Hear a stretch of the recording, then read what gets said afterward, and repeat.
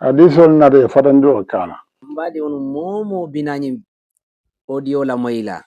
kaus fofana ya koyni ko hadithul natale fatandiro kala sai fatandiro ke minna akana wole foten bari pour ya noma ya tasawur ya faham mune be kerin bawo al hukmu ala shay'i far'u tasawwurihi momo binani la moyla isi ala moy fa bandulato pour ye ko tasawur no yalo mine be kerin kaus fofana asi jabi ngada ngali jang ka muqaddima albina karanna la tilimbaliya jela nala fita kana karo ke karam fonto pour ala kuriya kul pour ke dandi moliye hanna ko hadithu ya haram yandile de asina ayala tilimbaliya ke kamul nyaku kaus fofana mol jabi bang sai ko wala menti hadithu lu ye fatandiro ke minna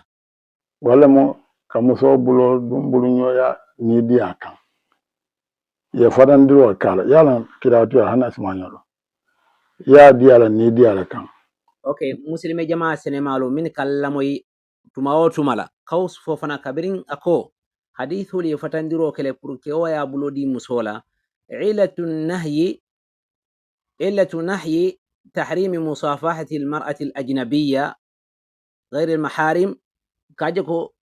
كوفان كومي منتي نياجو سريان يفتندرو كي pour ke o ya bulodi musola ako momenti wolam niadi ala nidi ala kan ko lafta kan nidi ala nyini ngabulo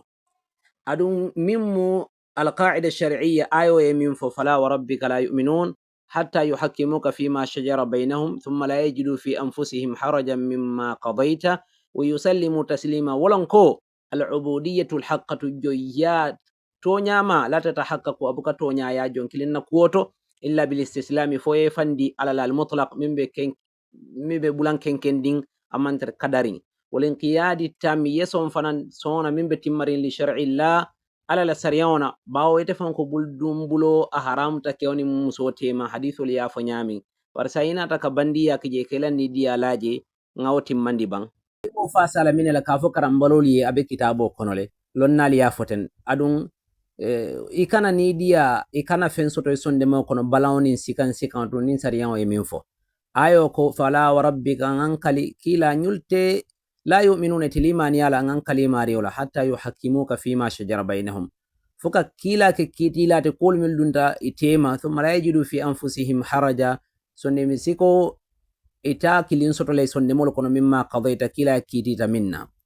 ويسلموا تسليما يفن كون لاكو يسون يلنا فوبو إبان كورو يالون كتونيا تونيا تولي ما شيكو كيتيو نين على كنتالي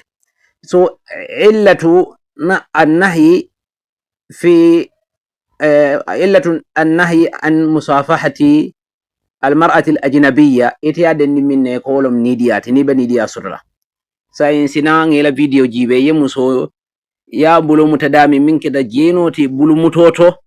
أن ينيا تيكا نيا كنو فنان فنان جينو نبلو لا جينو بيتي متا إن شاء الله أشهد أن لا إله إلا الله وأشهد أن محمدا رسول الله أشهد أن لا إله إلا الله وأشهد أن محمدا رسول الله أشهد أن لا إله إلا الله وأشهد أن محمدا رسول الله yalo amanke ntol dokilin na kumoti kafoko bulo ka jino kele nya ka jino kele sondemeo ila akhirih kila sallallahu alaihi wasallam alayhi hadithu la sahya nyininka na koyte ma kunya nyilmil fa sahyatal adu hadith sahyari onlom baro kela mammoje mo kunda milika alabatu ala sokola min tambita sufiola mor kundankol adu wodula kilon to kotake itulu ni alabatu ni ala sokola ni mol nata nga kondiro ke kan ikata dalilol fefe ke la bidan fasa adun ku folo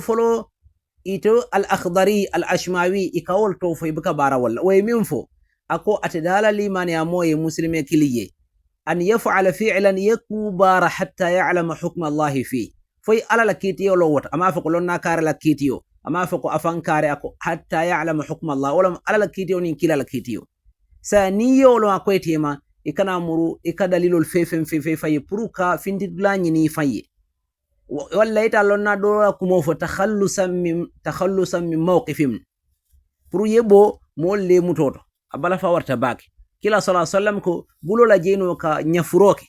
aya bulo nyafu abulu bala o mankanya aya mara fananta ayo nyafu ayo bulu kan nyafu wala kotake muso atakabe muso nyin tubindi kan video fela ngani atal albe nyati non momon be youtube ni muraja kan ibe anoma ka iba follow kan fela ngana tiji adum momon kan follow ka kata jamalu nginati mukhalifinu ladiyamot mubtilinu ladiyamot wala mukhti'inu ladiyamot ya famle pour nyin kamma min babil yatma'inna qalbi badi unu nkana hadithul fo sai hadithul li abu uthaymin mi bulu dumbulo haram yandi kewlni musol tema anin nyumawol musukundan tembulo dila milla nkana wol dol sateye hanibi kan hawja katani ko at-ta'silul ilmi al-kitab was sunna bi fahmi salaf dalilul fena sai dalilul nkana wala fatin kaus fofana kabrin alani video fintita ay jakal ku balle busana mbadi wono tuma o tuma nketo nyanyi ni nati mbe ko kuntala nkana je ko karle ya fonte o tala nin kari ya fombe o tala le kaus fofana iteba kalamuta kaite yalo ni alatema ko nina tajibe musol nin kewla buldum ghayril maharim minna taji wolon ko folo saddu dhari'a kabalan fenna mi yalon ko wolom nidiyati pruka kuntunti ka kuntunte mi yalon ko ala soko le mati kala kabla ala kasida katu ko buldumbulo kanidi ala mamman di jato kono aka fitno le nati musol aka muso miro tutu keo sonde ma kono saddu dhari'a talib kundan kol be yalon ne min wa qa'ida rabbaniyya muttarida itafla kun nyin qa'ida man tarlorin adilla al-kamil al-kitab was sunnah woto ka illa fo ka fo ko al-illa lonna li min fo adu al-illa min bi hadithu wala al-khashyatu al-fitna wash-shahwa ikasilan musollin ke wala buldum bulolto ni dia fitno ikasila wala ke fitna muso fitna ke wala ikasilan ke wala bulo di musola bulo te ke buloto ikasila nidia mama ndola ji hakilo sina boy nidia ka amanke ka ko damma ke hani wala o kasuto bul dimbulo dammal to bari jankadi am masala min woto al illa fi hada kadi ko saddu dhara'i qa'ida ilmiya woto mbadi no ngalo wonyama fo kaus fo fana ibortalami ka fo khalil yana titenne bortalami fo ite man sediya nyina ko lonnal jumhuru li be kambenta al malikiyya al shafi'iyya al hanabila ko haram tale al mar'a al ajnabiyya haramu ikafmi ko mutlaqan abela haram ta ke bulo diyara ya famle ye ni diya soto je bang walle man ni diya soto kafo ko ndeman tar fitna la musola ko mal kafo nyami londi kunda yimbe fane ni lete kany membe iba fara ko man sabati bang kaw so fane ni alate mi ba fulo man sabati sembe nyinen kala fonni ala ko kila ko naw sabatita na ayo men tambini fala wa rabbika la yu'minun fada tayile ku yena nay ko ka dalilu le fefi fayi kitabul kon tembo min ne fa ko haramu sabatita le inawo ya sa abala fawar المالكية الشافعية الحنابلة إلى حرمة مصافحة أجنبية مطلقا سواء وجدت الشهوة أم لم توجد يعني سواء أمنت الفتنة أو لم تؤمن وتكافقها نيديا ولما دام نيبا ما كان نيديا كيسي فتالا ني من تر مسوما كان نيديا كان يسي مسومانو يسي بلودي مسولا نكنا ودليل الملنات إلى ميول وكان ينتفرين كما يالو woto mbadi una nga sila alala nga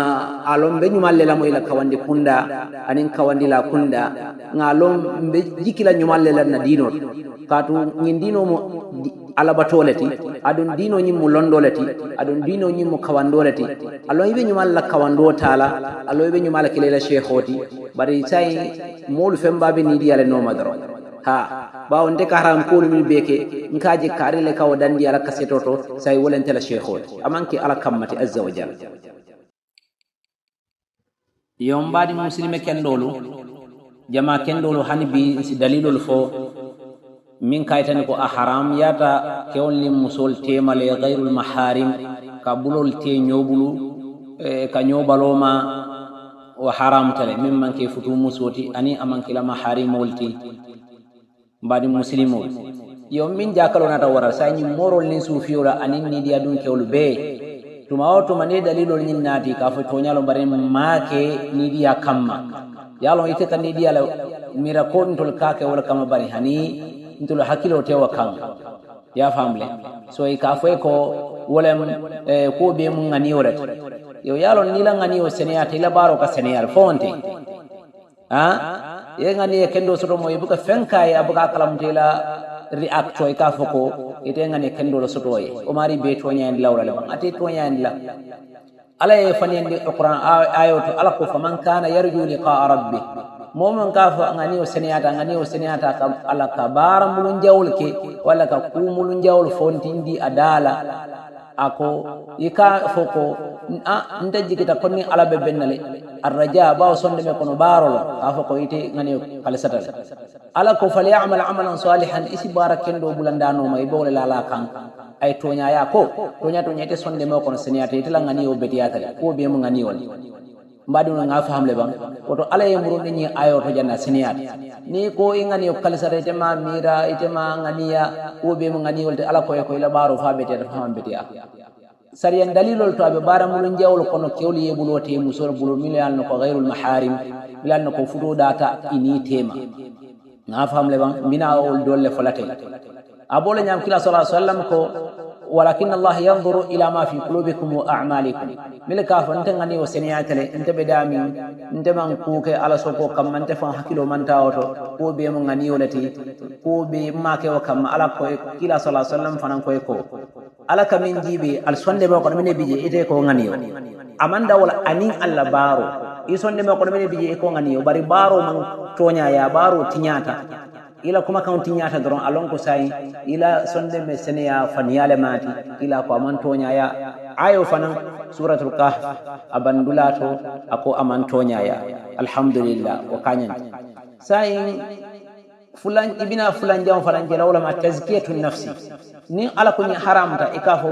mbakelale walla yake muli yeje mul koy ko ala haramta ikafo ko nte be bare yari ni nte mo kere o man dum ta kun kono fereng nte be kisari wo komal ala ko fala tuzakku anfusakum al kana al niyo senendi kafo ko atul bare yatal adu ali ala so kolleke huwa a'lamu biman ittaqa ala yalo nyumala silanta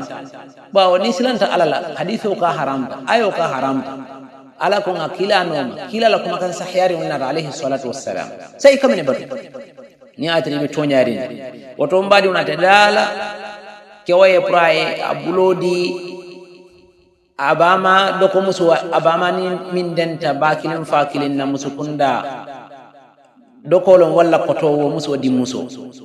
ha comme ite kewo walla ite muso misal fe ite kewo ite bama ni muso bama fakili denta wala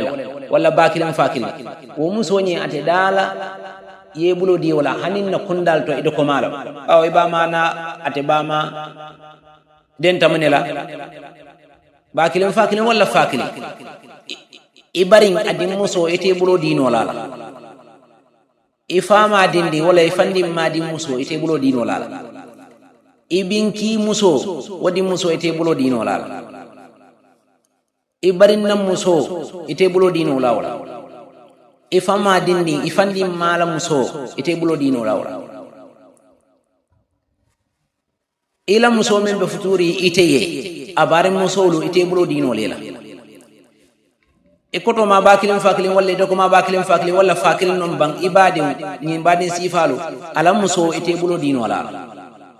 yalo on to lakundal de ka fela muso le koto mala muso mula muso le ti ito ko mala muso mula muso ti ati dala ke bulo di wal ñil mol mi ala ko lesu min maharimi yani comme musol mi ala ko iman kila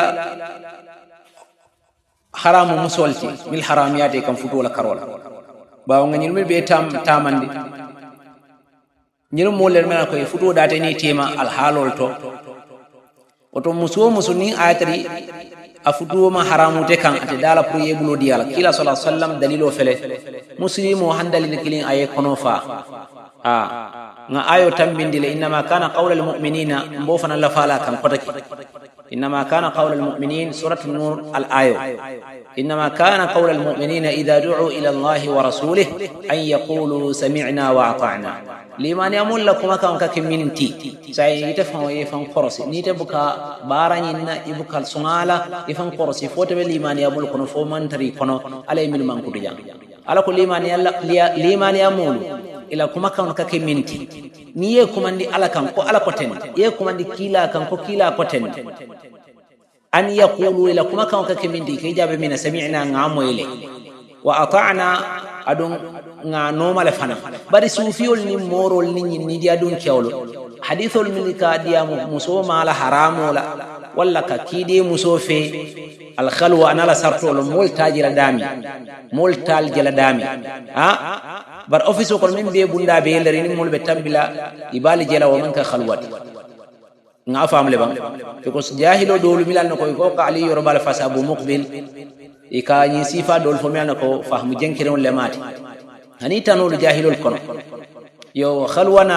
ala dhabitolo fi shar'i nga fam le bang ni ko ala koten kila koten ne ko buldumbulo man beteya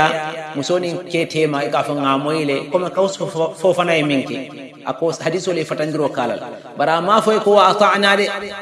kaus fofana sufiyolu ni ko ala ko kila ko salaful ko tane ka fa sami'na ngamu ila wa ata'na alquran ayo mi yaminnati alquran wa yanati wa ati'u allah wa ati'u ar-rasul qalu sami'na wa ata'na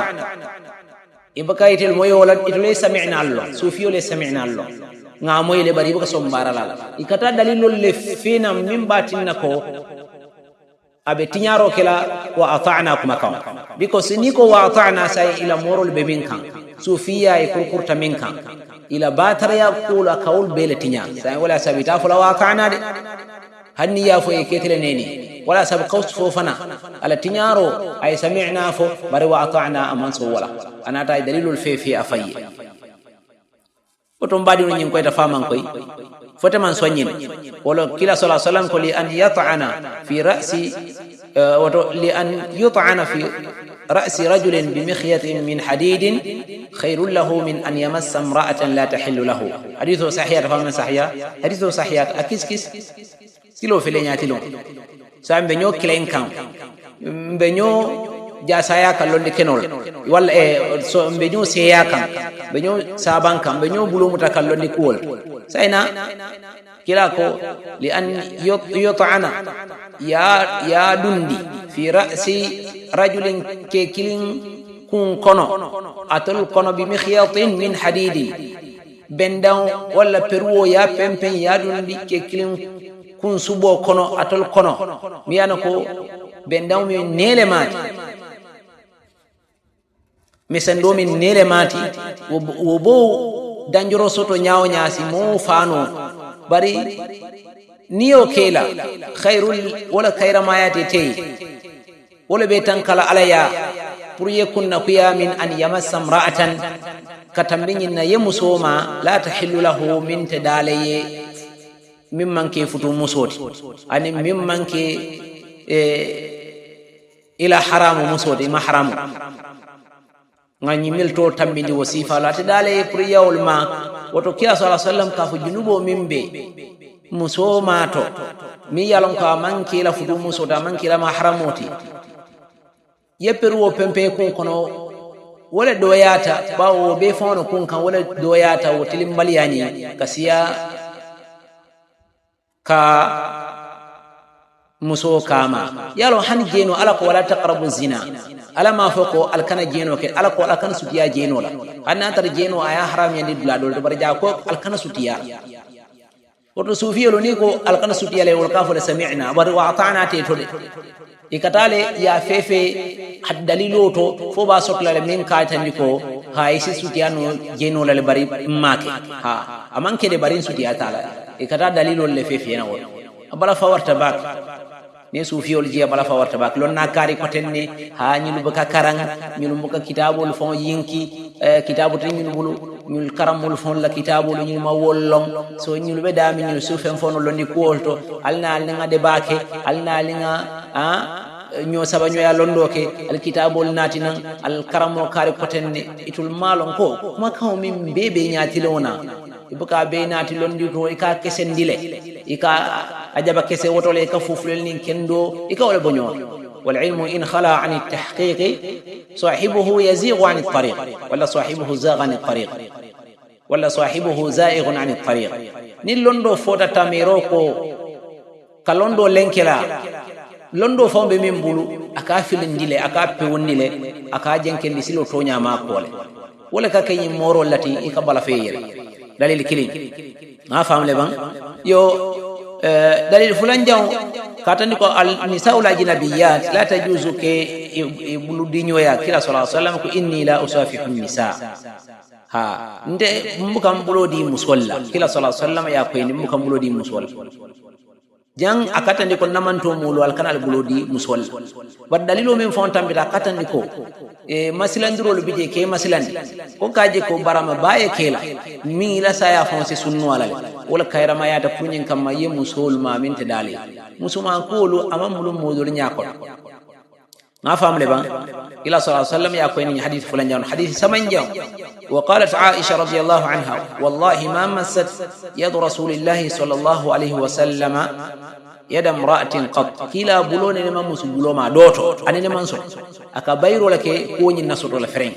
وكمينة تاني ولا وكاتا ننتو للكو ننكيوكو موسيتي سوتلا ممبا فلافو nte ya wuto jere walla nka futa fe la rawto walla nganna ni dia jinda kanne ni musubiji ala kan kula e fintina dunya kono ayala dalilul fo waaw kuma dalilan taw min ni sidi fano man na fate wal ayala dalilul nat o momenti o kew katandi ko ate bare yatale ate seniyadin ni ate manke fealati ate manno musolla karwala kawla tan fa ba kawtan kawla tan oto aisha ko kila bulone ne ma musbulo ma doto kaus fofana ye muso bulo nyafu abulu bala aya mara fanan tayo la bulu kan sabanjam aya nya teka muso nya kon fo muso kidita santo wosi kuta siran kan prunin kam maka tembe kaus ko fofana kun fe ke nya te kanyo nya kon sai wo kana mine faka ayo fanen dia kafu ayo kafu dam falatu zakku anfusakum ataku aba fan tazkira ala ko falatu zakku anfusakum ako illa ana mustathna fa ana uzakki nafsi والله كوس فنا تلمبل يقول ورثله يالون كاسيات ها عائشة تنتنا ما كان يبايعهن إلا بالكلام كلا صلى الله عليه وسلم بك مسول تلمو مسول من بدون تدينو كنو ني بدون لا هدنيويا من كتنبي إتولين كلا تيما أكا كمينتي ولم ديامو ha aka community wala diamo le katambi tema wala mu kila diamo ye albillahi la nyin nalban ya fako ha ye som ini kila ilahi do sit bare kewul kanale ye bulo te kay ye bulo di kila la ilahi do ya sit ini kila tema bar amma musul wol kalo janale wol buke bulo di kila la alayhi salatu wassalam wol tartaten da be wol fanan nyam woto kila sallallahu alaihi wasallam tattanu aka musulu mil dundi dino kono abuke bulo muta kaw so fana safa ko ha muslimiya a soneya tere muslimiya la soneya fambe wala no majamba hani kila sallallahu alaihi wasallam le yalon soneya be muslimiya ite be muso tubi ndikan ye bulo nya fo bulo kono ya bulu ba muta kili ye bulu mara fananta yo nyapi abulu kan fula e nya teka nya kono ha iko wala mu dino da adun aisha ko ma kana yubayi'uhunna illa bil kalam musulmi kadun dino ko ni be muslimi ala kila buka bulo teke bulo ko kila ka ka nyama ayola fo di amul kadun ngete kalimatu shahada sediya kuma kan walla kalimatu shahadatani sediya kuma kan fulo min kata ashhadu an la ilaha illallah wa ashhadu anna muhammadar rasulullah isa fo musoye ku ay dun dino kono ayadri man na ka bulo nyafu iman na ka sindi kan iman na ka nte abote min kadiya ngam musoto bindile nga shahada bindada man na ka bulo muta abe sirinne salol konon tol be sirinji kalimatu shahada diyala kiti jang aketa jang nga kalimatu shahada diyala yo ñu mukku ken son le men koy kafo ya fa alqur'anu du yemin fo kila la nyin taransilul be nga dalil kilim fo fula fo sabangi be nati alin dalil to mal min be tamida ala ko laqad kana lakum fi rasulillahi uswatun hasanatun ya kanya nyima bali kila la koleto amma fo nyiko ya kanya nyima be kaus fo fanani mori kundan kolo anen nyi mir kay fanke kotel mu wali olati kotel mu wali bun don kollati ila kuwoto amamo kilim fontoli walla usasol walla afan amamo kilim fontoli ay min fontoli wala kila alayhi salatu wassalam laqad kana lakum fi rasulillah uswatun hasana liman kana yarju allaha wal yawmal akhir bari mo wala ka limani yanyi na ko kila maye ya kamolati kila belori yaye example o place wala to min kajiki alala akajiki alkiyama fanan nasurola min kedalul laban oto dalilo li mo kono fa fo mo kono fa imo kono fa ولا سابقه الاستدلال ولا الاجتهاد في مقابل النص باطل قد ركوتوكي قد دليل الفيفي في ادون قلوبا بيجي منك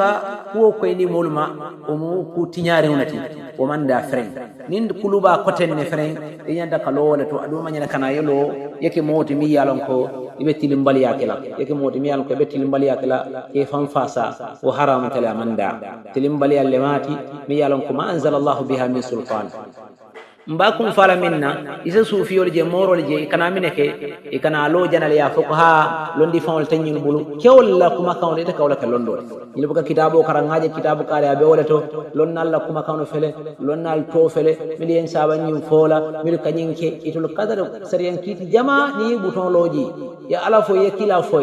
ibuka na auto sai kawlan fele ta yajibe fukke dole bijele lonnal kon fuqaha ul kon usulinul kon al muhaddithuna ulama salaf miliye koñin dandi walla ya ke ban yana yo natina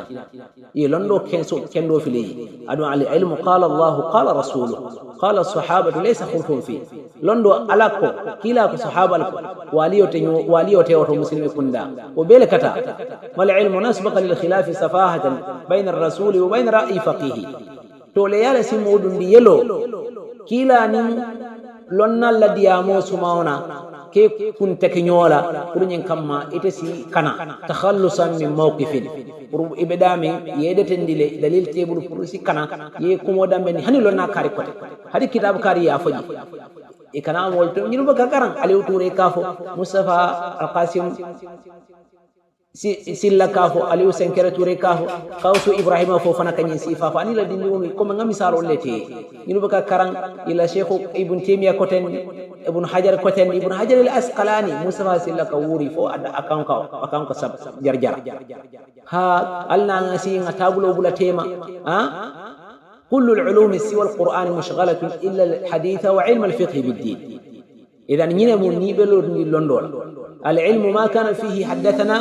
وما سوى ذاك وسواس الشياطين نسأل الله السلامة